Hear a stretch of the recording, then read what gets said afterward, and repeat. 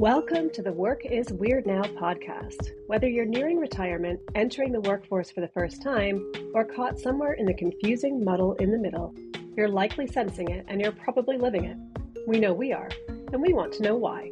Listen in as we interview experts and everyday people like you to find out how best to navigate the ever-growing weirdness of work in the modern age. So welcome to today's episode of Work is Weird Now, and today's guest is Mark Heywood. So I was introduced to Mark via a friend. As I've mentioned before, we've on this podcasting life journey, I've been chatting over lunches and in soft plays on farms with friends and family with the kids, and was introduced to Mark by a mutual connection who said, you just need to speak to Mark. He's basically been on a very similar journey to you and has got lots of wealth of experience. Not sure which way it's going to go, but just have the chat. And it's safe to say, ever since we had our first discovery call a couple of weeks ago, my brain has exploded with a gazillion ideas and also just gained so much knowledge from Mark. So we're eternally grateful for that and really excited for this conversation to learn a lot about his personal journey. So welcome, Mark. Thank you very much for having me. Pleasure. So we start every episode of Work is Weird Now with our weird work moments of the week. Alice, what is yours? So I've been reflecting a little bit on the topic of this episode, which is very much around freelancing. And, you know, I've been doing this so long. I've been out on my own for so long, almost 15 years now, that I think I forget. I always say I'm undomesticated. I've actually forgotten what it's like to work within an organization. But it has become very clear to me that the pace of things and the speed and the degree to which you need to be a really effective communicator and sell yourself and your ideas constantly is something that I think exists very much in this realm. And I've actually felt somewhat validated by the fact that I've clearly developed some skills over the course of the last 15 years. So yeah, how about you, Dan? So I've had a very high pressured week, just lots of deadlines, lots of things, you know, coming to a certain point. And I'm not going to lie, I've cried on Teams to people I've never met in my life and potentially may never meet in my life, because we are in a virtual global environment working with people in different spaces. Mark, what is yours? I've been reflecting on something that's huge in the news at the moment. In 2020, when I first started the Behind the Spine podcast, we sat down and thought, who would we want on? Who's the most outrageous name that we could get? And I jokingly said the Pope. And we didn't get the Pope, obviously, because he's rather busy.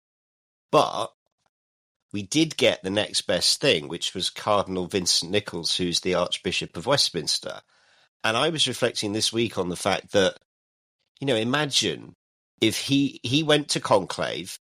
He was always an outside chance, but imagine reflecting on that 5 years later, that we did actually get the Pope. How fun it would have been to sort of use that to promote the podcast, to say, come on Behind the Spine and look where you could end up. You know, it's ridiculous to me. And it just sort of proves that, you know, with the right messaging, with the right approach, with the right following wind and bit of luck, you know, the world of work becomes so weird because it opens up so many possibilities and conversations that you would never normally have. It's a bit of luck, a lot of effort and thought and strategy going around these things, and it opens doors that maybe you didn't realize were even there, which I think is just phenomenal. So I think the second question that we always ask our guests is, are you where you thought you'd be in your career right now? The honest answer is hell no.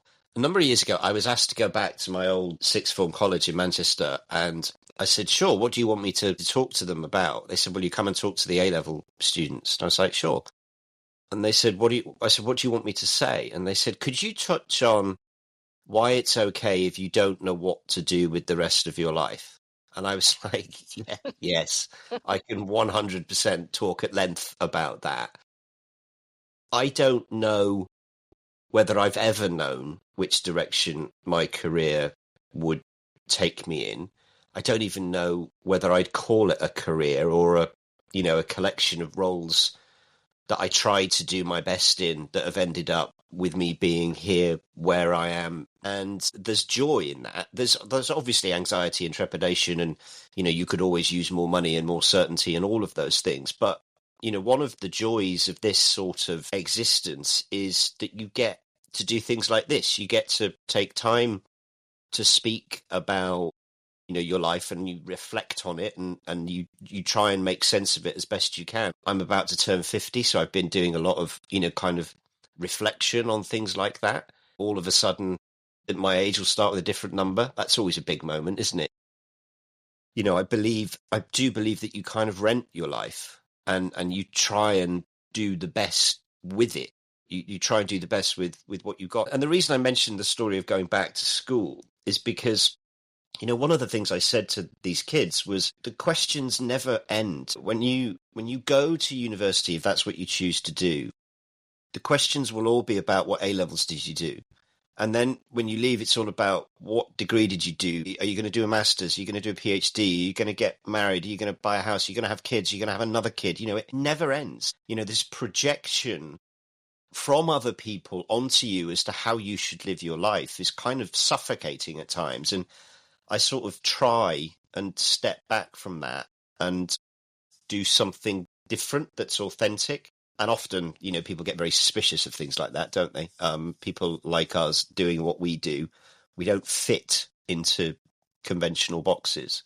And my wife and I don't have children. And that's always been a subject for debate by others. And I'm like, I've often wondered whether, as long as we all agree that having kids and having a conventional job is the done thing, then everyone is complicit in this. That's how it's done. And so we've tried to do it differently, and I've tried to do it differently. And yeah, I screw it up every single day. I've said many times, the only thing I'm an expert in is being me. And I get that wrong every day. But at least it's me being authentic. I definitely want to ask more detail about your career path then and what's happened. But I want to ask you a question first that it sounds to me that you don't have a fear of failure. Is that like a mantra or a mindset that you've had your whole life? I think so.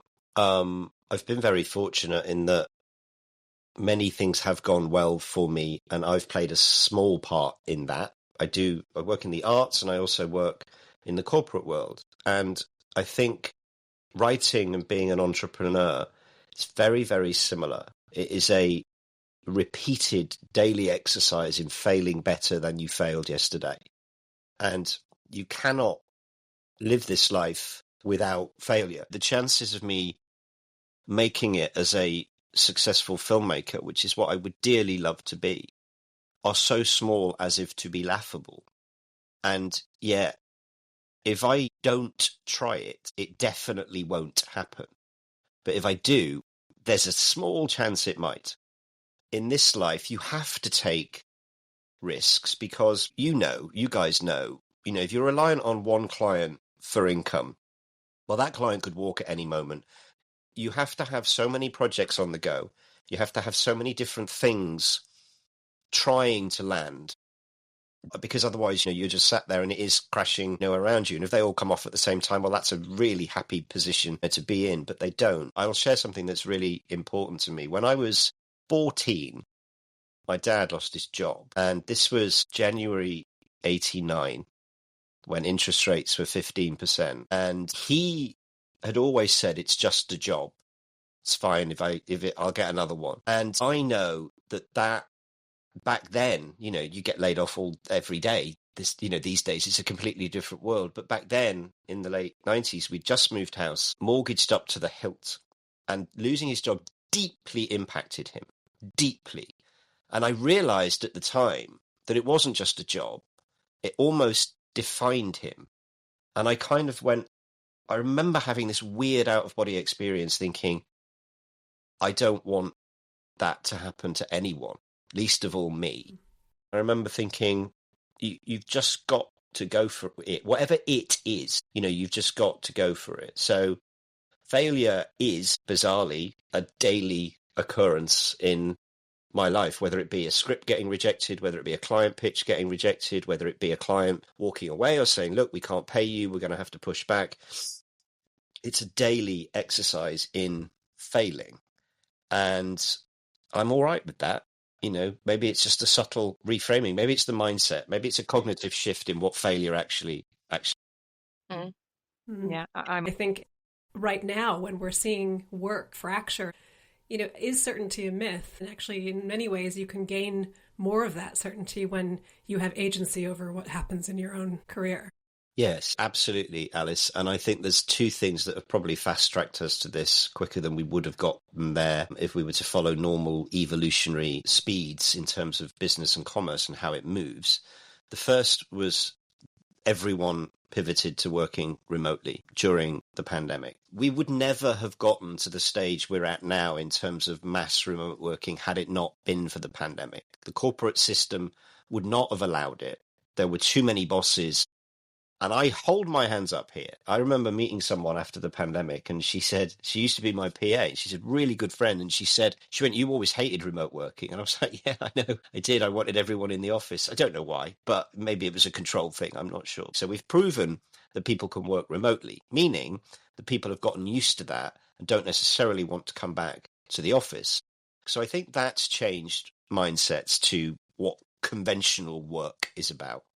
The other, I think, is the massive advancements in technology, particularly generative AI, and what you can do with these tools, and how much quicker you can go to market with things is extraordinary. So, if I were about to maybe either think about going to university, or if I was in my 20s, I would look at the world and think, I don't want to go to that drab building 5 days a week when I could be doing lots of other things.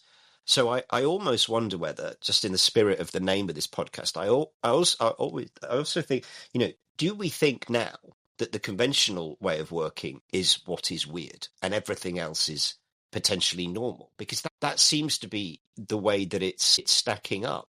When I talk to young people, and they tell me what it is they want to do, I'm like, I don't even know what that is. I'm blown away, by that. And I think they've looked at what we would have considered normal and gone, that's just weird, and people have choices that they didn't have before because we've completely blown apart the model and what it could be capable of supporting. It just feels weird, doesn't it? To me, at least, anyway.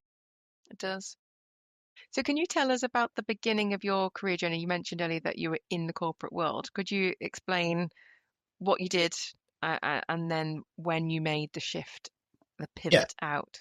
Sure. So my first job was as a graduate trainee at the Royal Bank of Scotland in their technology department. And I didn't know anything about technology. And it became very clear that was no barrier to entry. And I had a very, very happy career doing that. And I still enjoy risk and risk management and how it can help an organization. But in the background, I'd always fed my creative heart by writing.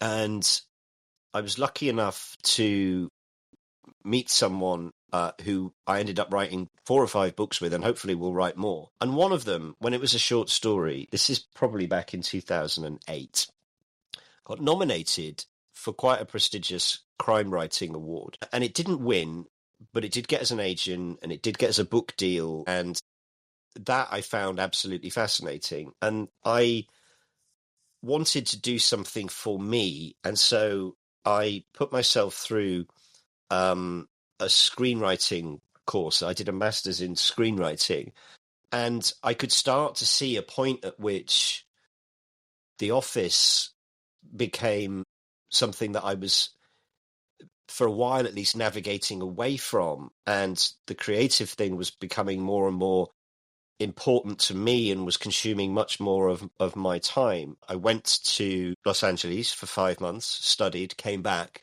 at the end of 2016, and then started to really think about how could I do both the creative side and help corporate clients, either in a risk management perspective or in a how to be more creative perspective and how to embrace the power of storytelling. So can you talk to us a bit about the genesis and intention behind Don't Quit? Yes, thank you for that. Christian, he's been on the show. Christian and I were at the same organization together. We left that organization, I think, a couple of years apart. And we were having lunch once, and he said, look, can I just pick your brains about a few things? And I said, yeah, of course. And he said, this is what I'm thinking of doing. And I was like, yeah, you absolutely, those are all very valid things. Let me tell you what I did and the mistakes that I made, and why maybe my learnings can help you, not make the mistakes and get to where you want to be a lot quicker. And we realized over several conversations a couple of things about the transition from full-time corporate life into freelancing. And the first is that we were both managing directors in an investment bank. And the first thing you realize is that when you're in an investment bank in that capacity, your diary's managed for you, your emails all get answered, your phone calls get answered immediately.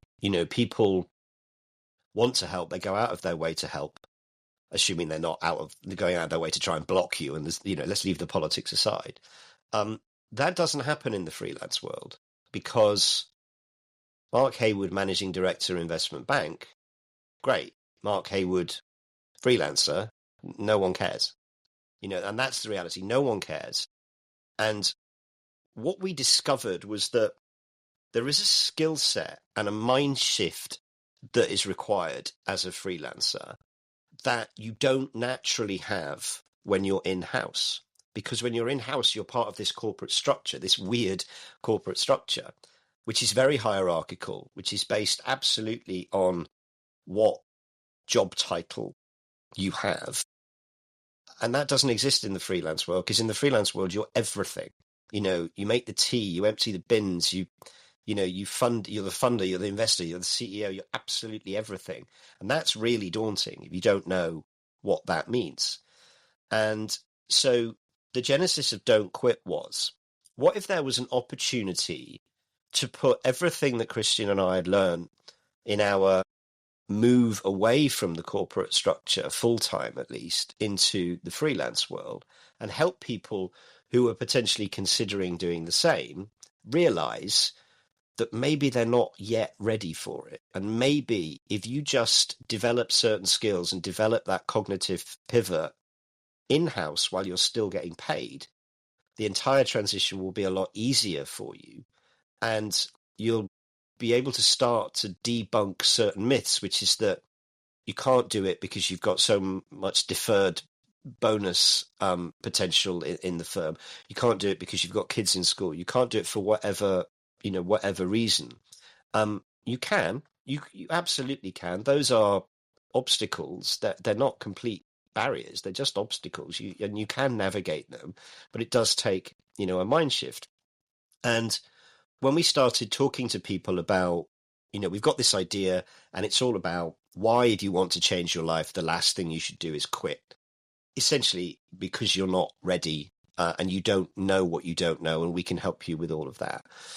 The reaction was extraordinary, because it was people who you would have assumed were happy in the conventional world of work, weren't, or were unsure, or were curious about what life might be like on the outside, starting to say, yeah, I'd be very interested in doing it. And a year or so ago, we went into a recording studio. We did we recorded for about 3 hours, of which we got, 15, 20 minutes of really good stuff that we could use on LinkedIn, started to tease things out there, started to build up an idea as to how we might help people who wanted to do the same things that we had done. And I just want to pause there, because this is really important, because this is like somebody coming to me and saying, how do I become a full-time writer or a full-time screenwriter or whatever? It's the same as being, how do I become a full-time freelancer? And what I say to them very often is, the best thing that can happen to you is that you wake up tomorrow and realize that this is not what you want to do. Because if you do want to do this, then you have to put up with the crap that goes with being a full-time freelancer or a full-time creative, which is people will change payment terms at the drop of a hat, and nothing you can do about it. People will withhold payment. People will ghost you completely for months on end, and then expect you to jump to attention when they are ready to engage. And we could talk about this for hours. This could be a whole new podcast in its own right, crap that freelancers have to put up with. So in a way, the best thing that happens to you is that you wake up and realize, I don't want to do that. But if you do, it's much harder than you think. It's much, much harder. However hard you think it is, double it and add 50%. It's mind-numbingly difficult at times. And if there was an opportunity for us through our learnings and our mistakes and our failings to help people ease that transition, it felt like the right thing to do. So that's what we are attempting to do with Don't Quit. We're going to run a webinar at the end of this month that shows people what the entire course structure would look like. And then we'll move to a more formal cohort later in the year, which will include, experts on personal branding, personal resilience, coaching, mentoring, all of those things. And we're just trying to, I guess, package or bottle the stuff that we blindly stumbled through without necessarily realizing that we were doing the right thing. And we'll be very candid about the mistakes that we made, because I think I'm fascinated by entrepreneurs. And when I go and see entrepreneurs being interviewed, it drives me mad when they don't get asked about their mistakes and their failings. What's the biggest failure you've ever had? That is the first question every entrepreneur should be asked, because that's the learning. That's what we're there for. We're there to learn. Great that you sold 6 businesses and 5x'd your money. Congratulations. But I'm interested in the 15 projects that you screwed up before that, because that, I think, is where we can help. So that was the genesis, and that's what we're trying to do with the project. That sounds amazing. I think it's really interesting, your point around you're a nobody when you leave. I think it actually speaks to some of the things we discussed around how much our identities are tied up in our jobs. So I'm curious, how did you rebuild your sense of self and professional identity once you left? And then what kinds of lessons will you be taking into the course based on that? There's a couple, and it's a really good question. And I think it started before I left. And it was that if I could change my mindset and shift cognitively into thinking the creative side of things is really important to me right now, so I need to focus on that, and I need to then carve out time to go to the conventional world of work. And that's not to say that I was doing the side hustle from the office. I wasn't. I was very diligent. I worked as hard as I could, worked with some great people who I miss dearly. But it was the creative side of things is more important to me personally. So I'm going to focus on my cognitive energy on that, and then shift into conventional work mode when I go to the office. That was very freeing. It was very difficult, but it was very freeing. And I think that has helped enormously. And that's not to say, and I would and am entertaining, opportunities to move back into the corporate world, knowing that the skills that I've acquired since I left it are now incredibly valuable in the conventional world of work, because the conventional world of work is looking to see what it can do to attract people who don't want to be in it. So it is looking to refresh. And I think the only people that can help with that are people that have lived through the sorts of things that I, have lived through. But it's the exercise, Alice, in kind of working out what's important to you and who's shouting the loudest, and who needs assistance more than anyone else. But I've never considered myself to be and I'll make this up, but a technologist or a lawyer or whatever. I've never put myself in that bucket. There are things that I know how to do. There are things that I can do better than a lot of people. There are things I know I will never be able to do.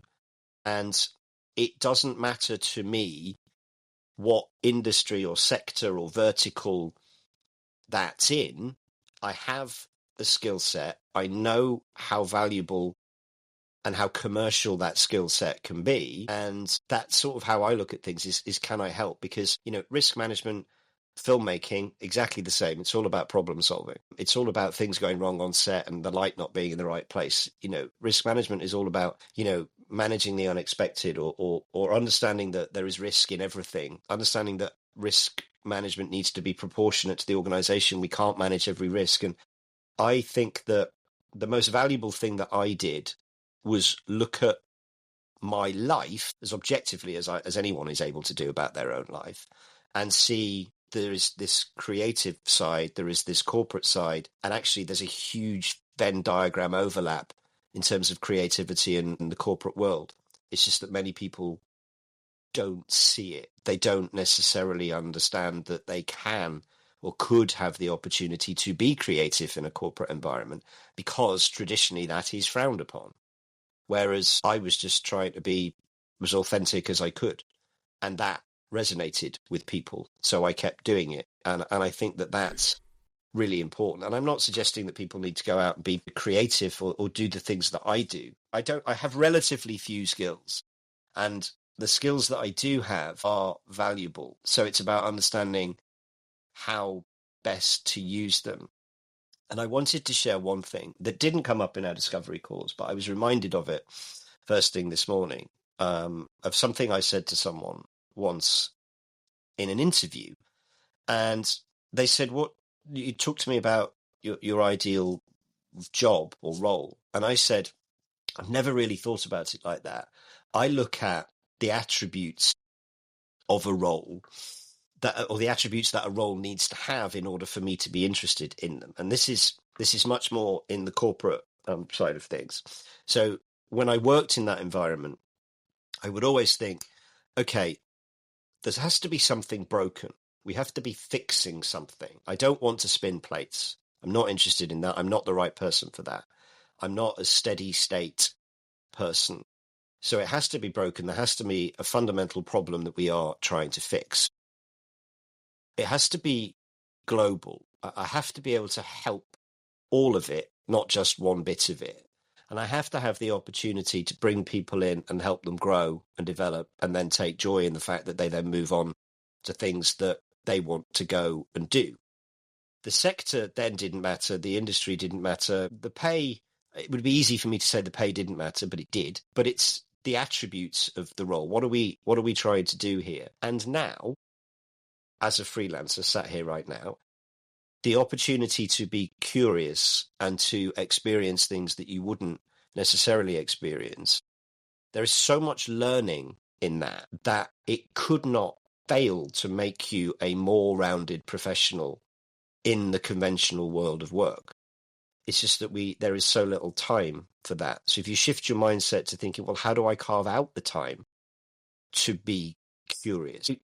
I once hosted a client dinner for a client who wanted us to speak on the subject of orchestration and teamwork. And they held it at a multi-Michelin star restaurant. And I pitched this idea, which they didn't go with, which is a shame because I think it would have been brilliant. But my idea was, could I interview the restaurant manager just before a plate of food was put down and get the restaurant manager to explain how many individual processes had been involved in the creation of this dish? How many people did it take to orchestrate this dish, this plate of food that is now sat in front of you in this 3 Michelin star restaurant?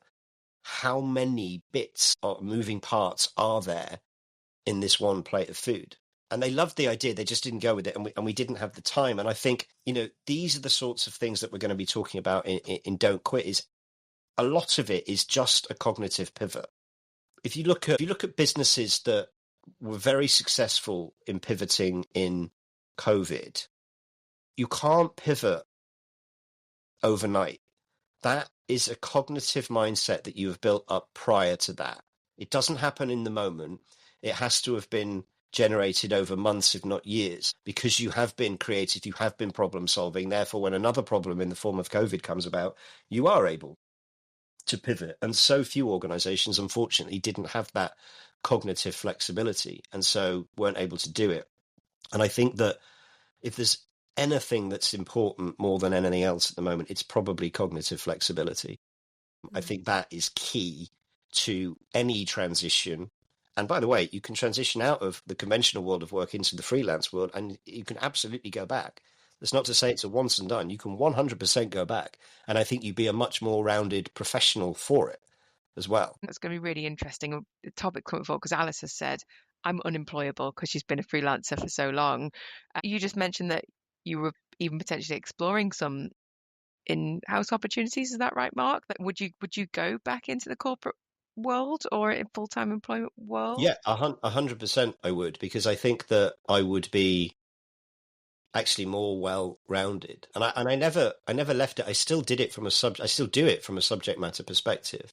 But if the opportunity of a role came along that ticked those boxes, I would absolutely consider it, because that's the joy of life, really, is you challenge yourself, and it doesn't mean that you can't continue to do certain things. You can if you want to, but yeah, I never thought it was a once and done exercise, because I think there's something quite sad in that you're saying, right, this is it now. This is nothing else is going to sort of change, or no more interesting opportunities are going to arise for me. And I think that, that again is a cognitive mind shift that people who are thinking of transitioning to be freelance, they need to know it doesn't have to be forever. You can move around. That is, I just share this one anecdote with you. I know a guy who, one of his hobbies was flamenco dancing. And there was one time he didn't go to class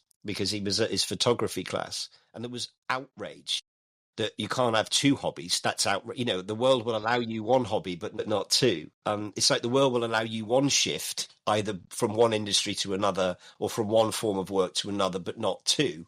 Well, that isn't true. If you have enough cognitive flexibility to understand that you can pivot one way, you must therefore have enough flexibility to know that you can pivot a third way or back or whatever it might be. Yeah, I think to some extent we are victims of our generation, right? So as we've discussed before, we have parents who were expected to stay at one organization. You pick your company, you stay out throughout your career, and that was sort of end game for them. You then had our generation where the expectation was that we would have multiple jobs, right? So we'd stay at a job for 5 years or 3 years and we'd move around. And now we're looking at a generation coming into the workforce that is expected to have multiple careers over the course of their lives, right? So completely different thing. And yet, and we've had this discussion several times with other guests, but I'd be really interested to get your take on it. Have not radically changed education to provide young people with the skills they'll need to be able to pivot over and over again in the workforce. And so knowing what you know and the people that you're speaking to now about the later life decision to enter into the freelance world, what would you like to see happening in secondary education that would help young people to have these skills coming into the workforce from the start? Wow. I'm in no way an educator, but I do think about this a lot. There is a young woman who I have tried to help for many years. 2020, I was asked to be a judge on a comedy competition for 11 to 18-year-olds, which I did. And the very first video I watched filled me with joy because it was so funny. It was so brave. There were no words in it. It was just this young woman who created this character having the time of her life. And I thought it was really funny. And she'd submitted, 5 or 6 different videos. And none of them won, sadly, in any. There were different categories, best solo performance, best sketch, best whatever. And I responded to something on social media where one of the judges said, could we have a big shout out for this individual who didn't win but thought she was great? And I echoed that. And her mum got in touch and said, look, we're trying to help her. Would you be willing to help us? And I was like, sure. And at the time she was 11, she's now 16, 17, whatever she is. And she came to do work experience with me recently, and her mum. And it was just joyous to see someone who might actually want to work in the arts, which is a terrible industry, to not give her some time and to not give her the opportunity to make an informed decision would have been the wrong thing to do. So, of course, we'll try and help as best we can. I don't think we show kids what could be done or what could be achieved. We only show them what the system says we should aspire to. And the system doesn't support, the system supports work is weird. It supports the conventional structure of work. And we are moving increasingly away from that. And I think we need to shine a light on that. And I think we need to show children what they could do. Mm. You know, I particularly, Dan, we talked about this earlier. My wife and I are big fans of the WSL and go to a lot of women's football games. There is something really amazing about that. The atmosphere is different. It's much more family oriented.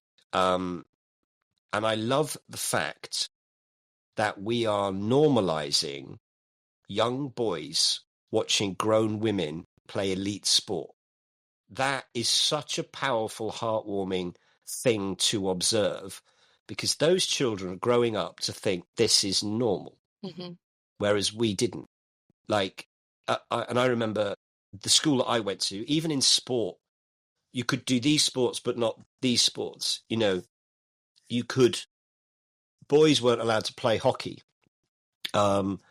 Boys did cricket, football, and rugby. And we were quite lucky in that sense because it was quite a sporty school.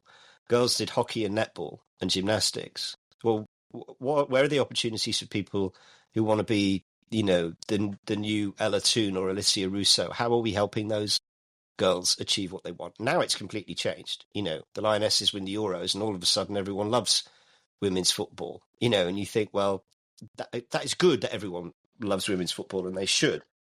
But when I see young boys watch grown women play elite sport at both the cricket and the football, you go, yes, this isn't all going to hell in a handcart. We might actually be able to normalise something here. And that I think is great. Now, sadly, I think the system currently supports the conventional way of work, and that probably needs to change. Well, it sounds like your program will certainly help adults to achieve that and to make up for some of those skills they might not have gained through education. So really looking forward to seeing how that progresses and what comes out of that moving forward. How can people get in touch with you if they want to reach you?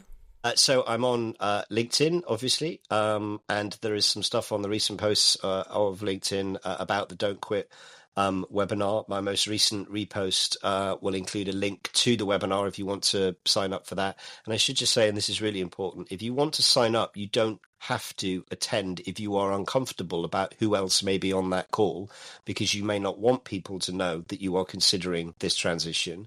Don't worry about that. You can sign up and then just watch the replay, but you have to sign up in order to get the link to the replay. But we've had many people say to us, do I have to attend because I'm nervous? And we've been like, no, 100% you don't. Just watch the replay if that's what you want to do, and then we'll do a 30-minute consultation with you afterwards. So yeah, just search for me on LinkedIn and you'll be able to find out information about Don't Quit from there.